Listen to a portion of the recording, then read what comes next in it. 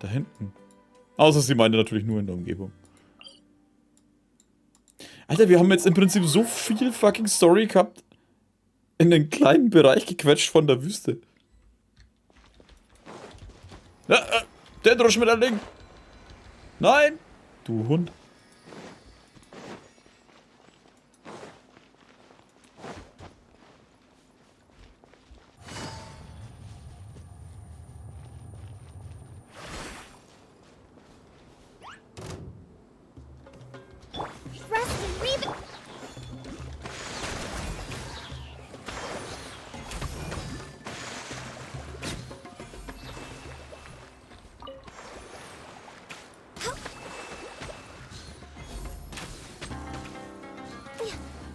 Gut, dass die Pilze nicht so viel aushalten. Aber ich kann dir die ganzen Spitzsporen brauchen.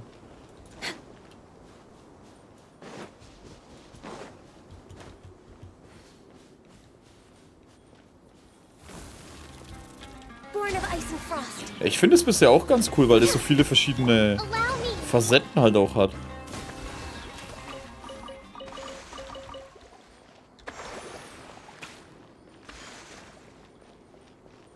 Weil ich meine, auch wenn die anderen Geschichten halt auch schon immer ganz cool waren, aber es war halt oft so irgendwie, hier ist was passiert, geh dahin, bring was um. Oder erkunde irgendwas. Aber hier schon so dieses Durcheinander und dann gehst du mit dem Charakter, bist du dann unterwegs und dann bist du mit dem Charakter unterwegs. Meistens bist du halt einfach nur mit einem Charakter irgendwann unterwegs gewesen und hast halt mit ihm die Story dann erlebt oder so. Aber hier hast du halt wirklich so viele verschiedene Charaktere, die ständig irgendwo mitwirken und sowas. Das ist schon cool. Ach, komm jetzt, geh einfach mit da. Stell dich nicht so an. Hä, wo bist du jetzt schon wieder hin?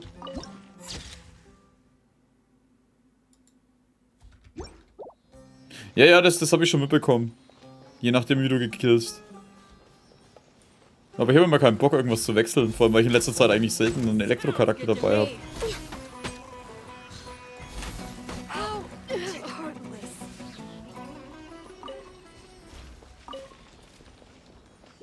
Und du hast das nicht Probe spielen kann. Das denke ich mir auch immer voll. Das fand ich auch schon immer eine vertane Chance irgendwie. Bei anderen Gebieten. Du hattest einen Charakter dabei, aber konntest ihn halt nicht nutzen. Obwohl es ja eigentlich heißt, ja, er ist ja gerade dabei und kämpft ab. Warum geistest du mich jetzt an? Ich habe mich schon gewundert, warum du auf mich zuläufst. Ich meine, ich kann es natürlich einerseits verstehen, weil sie den Charakter später erst zeigen wollen oder so, oder weil der noch nicht fertig entwickelt ist. Aber es ist schon schade.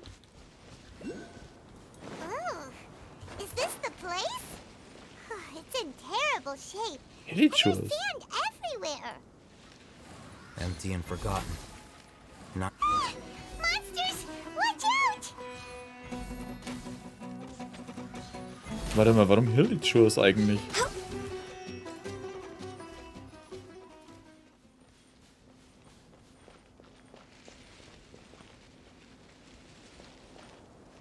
Weil Nilo braucht den Pilzloot von Wasser- oder Eisangriffen.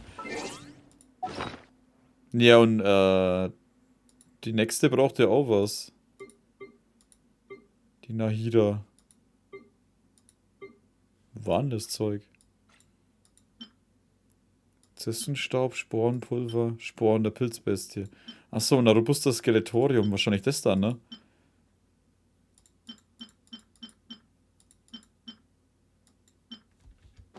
Ha.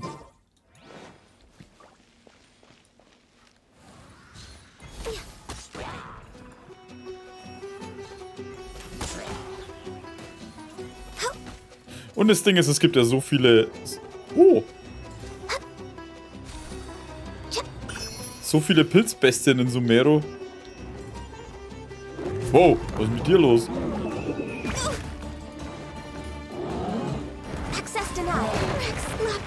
Wow. Ich dachte, der weicht aus. Naja, egal.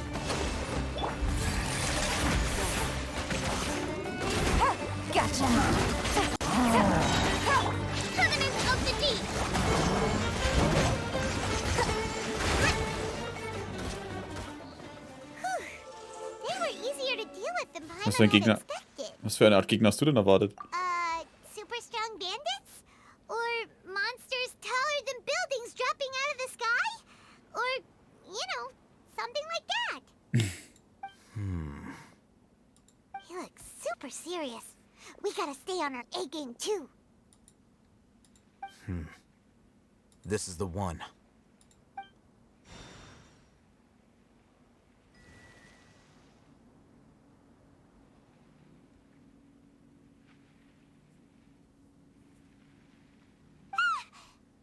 Let's go in and take a look. Paimon, was war jetzt? Ja, du suchst das verlassene Krankenhaus gewissenhaft. Was war das für eine Reaktion auf eine Elementarreaktion? Hey, oh hey, we haven't found squat. Are you sure we aren't wasting our time here? Bodenluke. Patience. Shawnee says she only hears the crying at night. We have time to burn. Until then, I'm taking a break. Ja. And just like that, he sits down. Wait, he even brought a book to read? What are you reading? Let Paimon see. Mir ist er komplett ignoriert. Okay, sure. Huh? The natural position, which is the positional propensity of an entity in natural motion in contrast with an object in forced motion? Huh? When free from external influences, every entity displays the tendency to follow its natural trajectory? So, you got that? Oh, Paimon gives up. You keep reading your book. See ya. Das war ja geil. Ich bin raus. Tschüss. How is he so relaxed? Look at him, reading an impossible book in a creepy place like this. Vielleicht soll ich dir das Lesen und Schreiben beibringen, Paimon. Einfach mal Erwachsener werden und etwas lernen. Hey, Paimon's your Tibet travel guide. Paimon knows plenty of useful stuff already. And anyway, it's not Paimon's fault that the books people read in Sumeru are so complicated. Ist ja gut, Paimon, ist ganz toll und brav.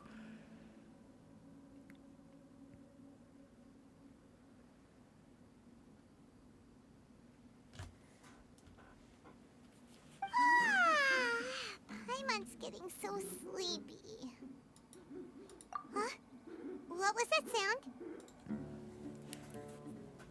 There it is. It's coming from that direction.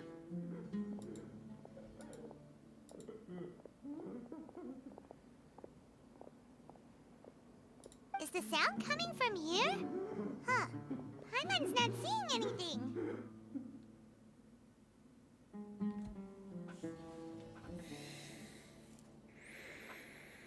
Okay. Bin ich der Einzige, der diese Luke sieht, was da im Boden ist? Die ist gleich am Eingang, Mann. Ihr wollt mich doch verarschen, oder? It's from below. Das ist doch völlig offensichtlich. Die gehen da vorhin rein. Also ich sehe hier nix. Wir müssen bis nachts warten, bis da was ist. Alter, die sticht voll aus dem Boden raus. Das sind solche fetten Holzbretter. There's Ich meine, schau hin. down there. Something is off about the interior here.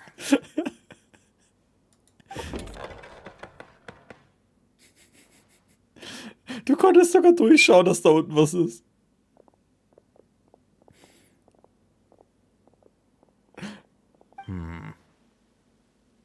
As I thought, there's a hidden structure. Wow. It's like they tucked another hospital into this one. Oh, it looks like there are other mechanisms around here. Let's keep exploring. Das ist so... Ey, Genshin... Hä?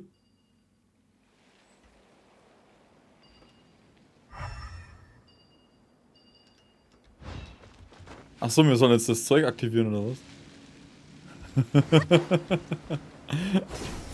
Das... Auch wenn die noch so gute Geschichten erzählen, es waren halt leider schon viel zu oft Dinger dabei, wo ich mir dachte, Alter, ihr verarscht mich gerade. Diese... Rust and rebuild. Ah! Ich hab vergessen, dass sie gar nicht gefreckt ist.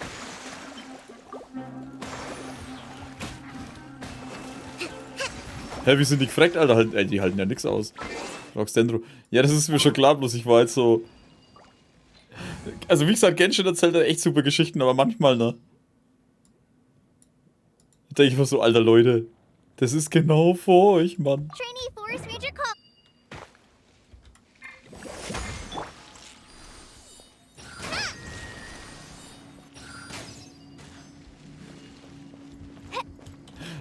Das ist auch das gleiche immer wie vorhin, wo sie zur Cadence sind.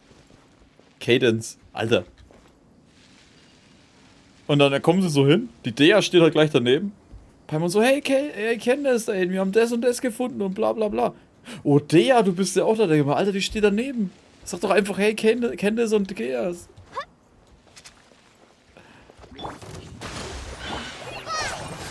No touching.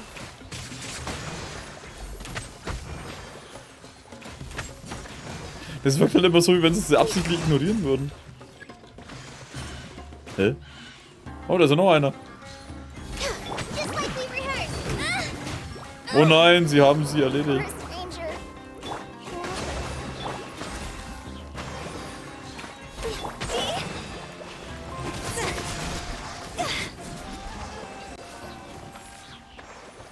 Hey, ich will dafür Gegenstände haben.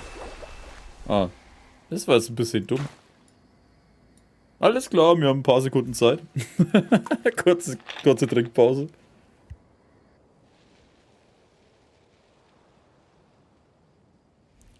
Ja, das mit der Luki war jetzt der Oberabschluss, Alter. Also, wir können nichts finden. Nicht mal diese Luke mit dem Schild drüber, was zeigt, dass da unten kein versteckter Schatz ist. Es könnte ja überall sein.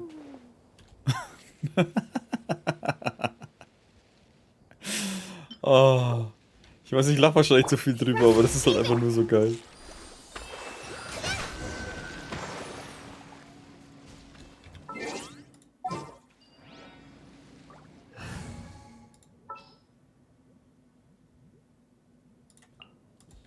Whatever would you do with... Ja, mal die Jahre wieder mit.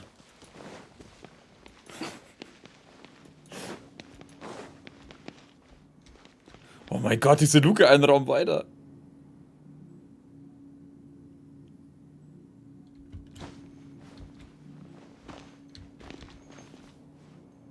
Ist hier noch nie... Doch, das ist mir tatsächlich schon oft passiert. Aber nicht, wenn es 1 Kilometer groß ist, Alter. Wenn es fette Holzbretter sind von 2 Meter und sonst irgendwas. Also wir können das nur finden, wenn wir es nicht sehen. Wenn jemand rundherum schreit. Patient Abbas, männlich, 23 Jahre alt, hat eine Muttermal an der linken Schädelseite, ist linkshändig. Da der Krankheitszustand weiterhin überaus ernst ist, schwebt in aktueller Todesgefahr. Ohne Behandlung durch einen Spezialisten ist das Leben des Patienten. Sobald dies entdeckt wird, muss sofort eine Benachrichtigung erfolgen. Lass mir die alten Folgen Genshin schauen, Stichel. Ey, das ist während des Kampfes gewesen, ja? Oder irgendwie, wenn du was anderes machst. Du darfst die Hoffnung nicht aufgeben und musst optimistisch bleiben. Wissen, dass alle unter dem Blick der Götter stehen und gibt keinen Fall auf. Das hohen Alters des Dokuments und des damit eingegebenen geschlechten Zutat ist der restliche Text nicht mehr entzifferbar. Mir ist schon klar, dass ich viel übersehen habe. Dass die alten Folgen Genshin schauen. Gut, mach regelmäßig Ruhepausen, bleib in guter Stimmung. Montag Minzbodensuppe, Tachin, Mittagessen, Currygarnelen, Panipuri, Abendessen. Dienstag Salatpüree, Alter. Mittwoch, bla bla bla, der Rest ist leer. Haben die nur bis Mittwoch was zu essen können? Schicht der Woche. In Notfallsituation bitte sofort den am jeweiligen Tag diensthabenden Arzt verständigen. Montag Ibrahim. Dienstag. Mittwoch Amori. Das ist der Doktor gewesen, ne? Deswegen ist es ausgegraut. Der Rest ist leer. Es fehlt einer, der mal best of Sinn macht. Die Flasche scheint noch ein schwarzer Stängel zu sein. Die Flasche wurde damals wohl Blumen gesteckt. Die Worte für Arvin wurden in den Flaschenboden eingraviert. Sie dienten wohl als Geschenk für eine Person namens Arvin.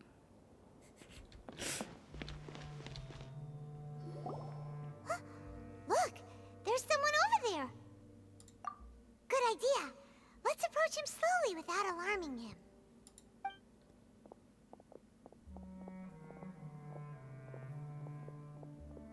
Wait.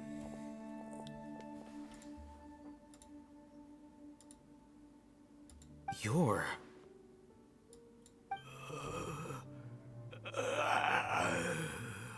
Zombie.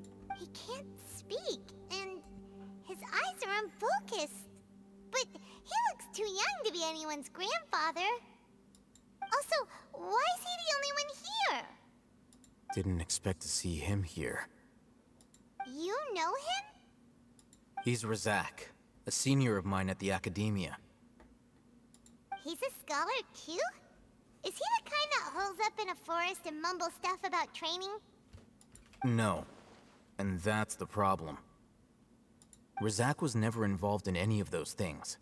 He never trained in the forest, let alone reach Satyavada life. Wie konnte das also mit ihm passieren? Leaving that question aside for the moment, him being here alone means that we might be too late. Looks like they've already taken everyone away. For whatever reason, they left Razak here. Perhaps they simply didn't have time to come back for him. There are drag marks on the ground. They're clearer by the doorway. Someone was forcefully drawing a cart that was loaded with something heavy. Loaded with people?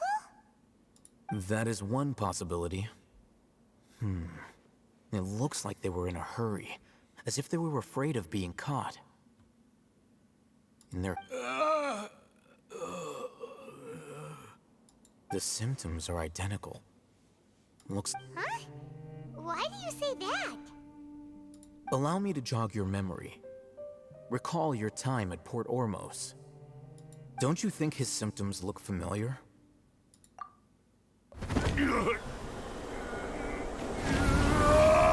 Der Stein der Götter. Oder der Wissensstein, der Verrückte von der Goldbrigade. Oh, now that you mention it, they're acting the same way. Correct. The academia is behind all of this. It isn't difficult to deduce their rationale. First, the academia spread a false rumor of the Scarlet King's resurrection, emphasizing the role of the village keepers, the mad scholars who were exiled to Aru village. These rumors were all the persuasion that the radicals needed, and those based in Aru village leapt into action. Unbeknownst to them, of course, through rounding up the scholars, they were actually helping the academia. As well as being able to exploit the radicals for their own ends, this scheme has one further advantage to the academia. All the risks and responsibilities are offloaded onto the Scarlet King's followers. Life for the desert dwellers has been brutal ever since the Scarlet King's death all those years ago. Beneath the surface, feelings of desperation are widespread. Many would give everything they have for the prospect of something better. Anyone looking to exploit that for their own ends simply needs to make a few empty promises. Even if complications arise, people will see that those involved are all followers of the Scarlet King and look for no further explanation than differences of belief. A deep-seated mistrust of the desert and everyone in it by the rest of Sumeru will make sure of that. The notion of an academia plot wouldn't even cross their minds. It may seem like a simple strategy, but it is able to work wonders under Sumeru's current circumstances. Oh, that makes a lot of sense. It's in line with the village chief's theory, too. But there's still one very important question. Wasn't it the academia that brought the scholars to Aru village in the first place? Why does it want them back now? Throughout this process, one thing has changed. The scholars' identity. First, they were scholars. Then, they became lunatics. After that, they were exiles. And finally, they become missing persons. Gelehrte, verrückt, verbannt und schließlich vermisst. Ach so. An exile is still patently a living, breathing human being. But when someone becomes a missing person, that is brought into question. If you can't find someone, you have no way of knowing what exactly happened to them. That makes missing people an ideal resource. Resource? For what exactly?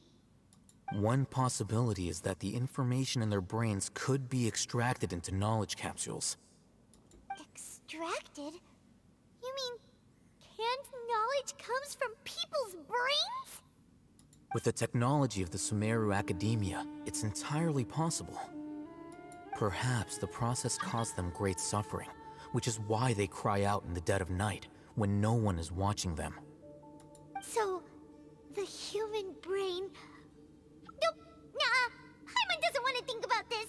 Woher weißt du von dieser Technik? I'm the Academia scribe, after all. I'm familiar with their projects. Anyway, judging by Razak's state, the contents of a divine knowledge capsule were extracted from his mind.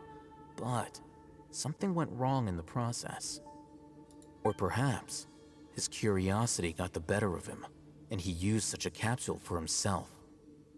Hyman's a little confused. Can they just use anyone's brain? Nein, falsch. Die meisten dieser wahnsinnig gewordenen Gelehrten waren im Wald mit der göttlichen Erkenntnis verbunden. Das ist das, was die Akademie will. Ich finde die Schlussfolgerung krass, wenn ich so ans Real Life denke, also das mit den Vermissten. Da gab es auch schon Filme, die wo sowas verwendet haben, wo dann, wenn halt Leute vermisst wurden, du weißt halt nicht, ob nicht mit denen irgendwas angestellt wurde, ne? Oder angestellt wird oder keine Ahnung was. Das ist ja dann auch, wenn man es ein bisschen weiter spinnen würde, das Ganze, könnte man ja auch sagen, die wo denken, dass sie von Aliens entführt wurden oder sonst irgendwas, gibt es ja auch einige, dass das vielleicht mit was ganz anderem zusammenhängt. Man will natürlich jetzt da nicht tief reingehen oder sonst irgendwas, aber könnte ja auch sein, dass das vielleicht von irgendwie Wissenschaftszeug war oder sonst irgendwas. Und die eigentlich bloß denken, dass sie entführt wurden von irgendwelchen Aliens. Man kann natürlich nicht ausschließen, ob es jetzt sowas wirklich gibt, aber das ist halt naheliegender wahrscheinlich, als wenn man sagt, ey, irgendwelche grünen Männchen sind aus dem All gekommen.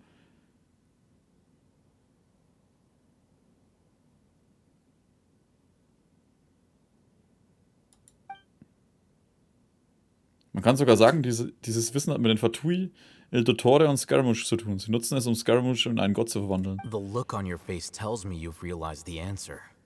Er kennt doch Leute, die mit der göttlichen Erkenntnis in Berührung gekommen sind. That's right. To some scholars, gaining knowledge about the gods is their entire life's pursuit. Extracting canned knowledge is just one of the extreme measures they turn to. However, I can't help but wonder, what do they seek to gain from divine knowledge? The Academia is going out of their way to look for forbidden knowledge, but what is their ultimate goal? I've spent quite some time trying to analyze the contents of the divine knowledge capsule, but to no avail. It seems like my way of thinking is too different from theirs. You mean you're not even slightly interested in getting your hands on this forbidden stuff? All scholars seek to expand the horizons of knowledge, but I'm not particularly interested in gods, so I don't share their degree of zealotry. Extracting information from people as if they were lifeless objects? If this is the direction of academic progress, then the Academia may as well shut its doors. Sounds like you're really against all this. Of course. The Academia's actions run contrary to their rules. Whether it be academics or knowledge, everything has its boundaries. If those lines are crossed, the rules and order that govern everything in the world will be destroyed. This matter needs to be corrected, just like fixing a typo in a book. Wait, didn't you step in to help because you felt sympathy for those poor people? Not to be callous, but no. My criteria are a little more restrictive than that. There is no shortage of suffering in Sumeru, and the same can be said for the rest of Teyvat as well. What do you plan to do about that? Save every— Probably not. Paimon's not sure. Deine Absichten sind speziell und persönliche. You can say that. Simply put, I don't blindly place my faith into strength or heroism. I do what I want. The divine knowledge capsule is something I want to investigate in full. That doesn't mean I'm willing to take action for the sake of a few strangers. Er lehnt zwar höhere Gerechtigkeit und Verantwortung ab, aber er erkennt die Logik von den extrem individuellen Handlungen ab. Das ist ja auch das Problem über die Jahrhunderte gewesen. Ich meine, zum Beispiel, wenn du so jemanden nimmst wie, was, Da Vinci oder so, der wo ja damals Leichen aus dem Friedhof ausgebuddelt hat, um dann die Anatomie von Menschen zu studieren und sowas, ist natürlich alles moralisch verwerflich. Aber so hast du halt viel über den menschlichen Körper damals erfahren und sonstige Sachen. Und das ist halt oder wenn du in der heutigen Zeit, wenn du halt vor allem ein richtig schlimmes Beispiel nimmst, Organhandel. Wenn die halt Leute einfach entführen. Die sind halt dann vermisst, aber weiß halt keiner, dass die einfach... was mit denen passiert ist dann. Ich meine, jetzt in unserer Ding ist wahrscheinlich vermisst, wahrscheinlich, dass irgendein Verbrechen passiert ist, aber da ist... Gut, es ist auch ein Verbrechen, aber halt... Um es ist jetzt zu weit auszuholen. Ich denke mal, ihr wisst ungefähr, was ich meine. Gerade bei bestimmten Sachen weiß man halt nie, ob da nicht irgendwo auf der Welt irgendwelche Pfeifen nicht irgendwelche Dinger machen. Wie es damals jetzt halt auch zum Beispiel die Nazis auch gemacht haben. Die haben ja auch viele Experimente gemacht an Lebenden. Vor allem gerade so riesen Schwachsinnsexperimente. Wo sie dann versucht haben, irgendeinen Mist rauszufinden. Oder was war noch? Gut, es war jetzt wenigstens mit Entführung zu tun, aber damals... Welcher König war denn das? Ist lang her auf jeden Fall. War das im Mittelalter noch? Der hat versucht zum Beispiel die natürliche Sprache wieder zu entdecken. Also wie die erste Sprache halt entwickelt wurde, beziehungsweise der hat Babys von seinen Leuten einkassiert und hat dann mit den Babys nicht reden lassen, weil er wollte, dass die selber auf ihre Sprache kommen. Also im Prinzip die altertümliche Sprache oder irgendwie sowas. Auch Japaner haben Experimente an Kriegsgefangenen gemacht. Ja, also gerade in Kriegen ist das extrem gewesen, vor allem in alten Zeiten. In heutigen Zeiten weiß ich es nicht, aber in alten Zeiten war es halt schon... Das ist nicht gut, das ist grausam. Das stimmt, Klaus, ja. Naja, und um das auszuführen, und er wollte halt dann damals, dass die Babys dann halt einfach keinen sozialen Kontakt haben, sondern die Helfer sind halt rein, haben die Babys versorgt und sind dann wieder gegangen, haben mit denen nichts geredet und die sind halt alle elendig zugrunde gegangen. Weil ohne sozialen Kontakt haben die halt nicht überlebt. Deswegen ist ja auch wichtig, dass du eine Mutter hast oder sonst irgendwas, weil das alles dich halt dann prägt und das ganze Zeug. Und das sind halt auch so grausame Experimente, was über die Jahrhunderte halt immer wieder ausgeführt wurden und probiert wurden. In der heutigen Zeit ist natürlich das alles ethisch verwerflich und wird natürlich kontrolliert und normalerweise auch verhindert, aber man weiß es halt immer nicht, was in irgendwelchen Ecken auf der Welt passiert, ne?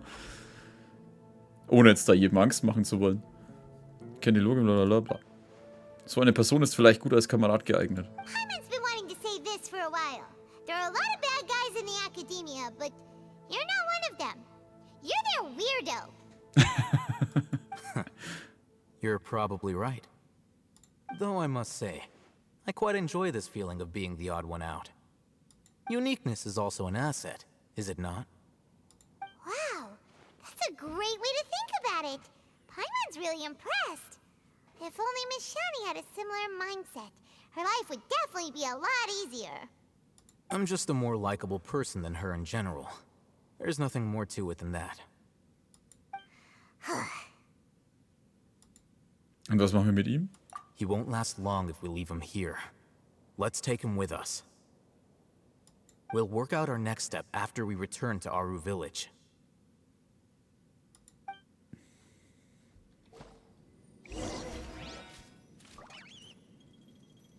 Was ist das da? Uralter Schlüssel.